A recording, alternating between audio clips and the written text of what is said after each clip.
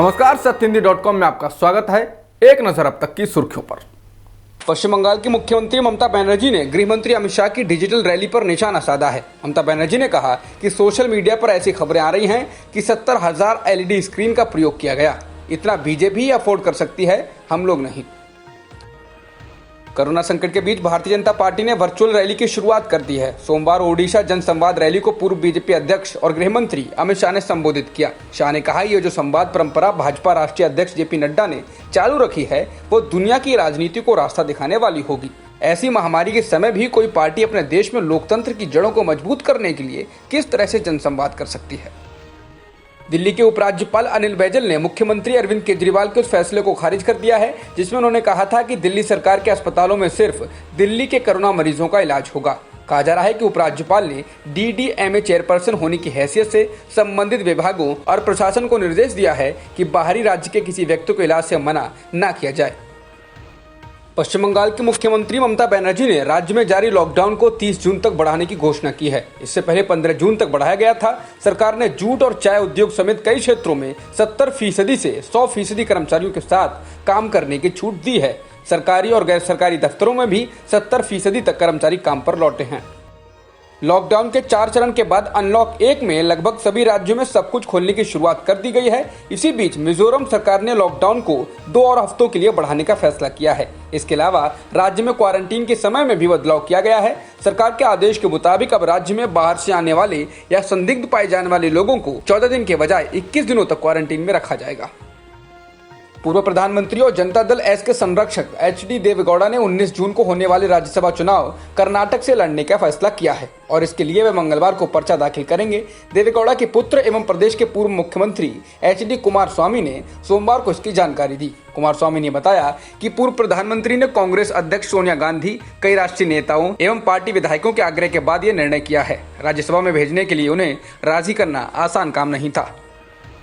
कांग्रेस अध्यक्ष सोनिया गांधी द्वारा मनरेगा पर बीजेपी को घेरने के बाद बीजेपी ने पलटवार किया है। बीजेपी प्रवक्ता शहनवाज हुसैन ने कहा कि मनरेगा स्कीम बीजेपी काल में इसलिए प्रभावी हो रही है क्योंकि इसमें से भ्रष्टाचार को समाप्त किया गया है। उन्होंने कहा कि कांग्रेस के समय में लूटने की आजादी थी, लेकिन हम इसको लोगों की भलाई के लिए इस्तेमाल कर रहे हैं।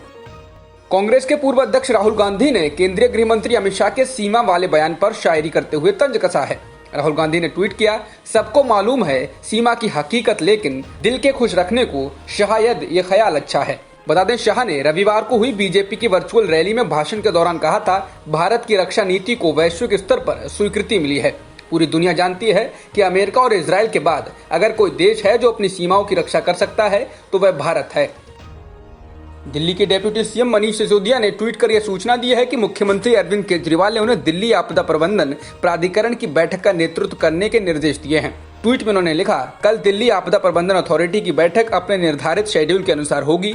मुख्यमंत्री की तबीयत ठीक न होने के कारण उन्होंने मुझे इस बैठक के लिए अधिकृत किया है। ट्वीट में सिसोदिया ने यह भी बताया कि इस बैठक में यह चर्चा होनी है कि क्या Delhi corona virus community transmission की स्थिति में पहुंच गया है। भारत में बीते 24 घंटों में 9,983 नए मामले सामने आए हैं और 206 लोगों की मौत हुई है, जिसके बाद देश में संक्रमित लोगों की कुल संख्या 2,56,611 हो गई है, जिनमें से 1,24,095 लोग ठीक हो चुके हैं और 7,135 लोगों की मौत हो चुकी है। फिलहाल सक्रिय मामले 1,25,381 हैं। उत्तर प्रदेश में सक्रिय मामले 4,320 हो गए हैं, जबकि 6,344 लोग ठीक होकर घर जा चुके हैं और 283 लोगों की मौत हो चुकी है। राज्य में बीते 24 घंटों में 13,236 कोरोना टेस्ट किए जा चुके हैं। मुख्य स्वास्थ्य सचिव एम प्रसाद ने जानकारी दी। तमिलनाडु में कोरोना के मामले रुकने का नाम नहीं ले रहे हैं। बीते 24 घंटों में 1562 नए मामले सामने आए हैं और 17 लोगों की मौत हुई है। इसके बाद राज्य में कुल संक्रमितों की संख्या 33,228 हो गई है और मरने वालों का आंकड़ा 286 है। कर्नाटक में 308 नए मामले सामने आए हैं और 3 लोगों की मौत हुई है, जिसके बाद कुल संक्रमितों की संख्या 5,760 हो गई है और 2,519 लोग ठीक हो चुके हैं। फिलहाल 3,175 सक्रिय मामले हैं और 64 लोगों की मौत हो चुकी है। भारत में कोरोना वायरस के तेजी से बढ़ते मामलों के बीच देश अनलॉक 1 के दूसरे चरण में पहुंच गया है। इस चरण में पाबंदियों के साथ धार्मिक स्थल, रेस्तरां और मॉल खोलने की इजाजत दी गई है। इस चरण के पहले दिन यानी सोमवार को भारतीय शेयर बाजार में रौनक देखने को मिली। शुरुआती कारोबार में सेंसेक्स करीब 600 अंक मजबूत होकर 35,000 अंक के करीब आ गया। इसी तरह निफ्टी की बात करें तो 150 अंकों की बढ़त के साथ 10,300 अंक के पार पहुंच गया। लेकिन कारोबार के अंत में सेंसेक्स करीब 84 अंक मजबूत होकर 34,370 अंक पर बंद हुआ। वहीं निफ्टी की बात करें तो 25 अंक की मजबूती के साथ 10,168 पर बंद हुआ। जॉन्स हॉपकिंस यूनिवर्सिटी के अनुसार दुनिया में कोरोना से संक्रमितों की संख्या 70 लाख को पार कर चुकी है। दुनिया में कुल संक्रमितों की संख्या 70,38,942 हो गई है, जबकि मरने वालों का आंकड़ा 4,03,267 हो गया है। जॉन्स हॉपकिंस यूनिवर्सिटी के मुताबिक अमेरिका में कुल संक्रमण के मामले 19,42,363 हो गए हैं, जबकि मरने वालों का आंकड़ा 1,10,514 हो गया है। पिछले 24 घंटे में अमेरिका में 691 लोगों की मौत हुई है।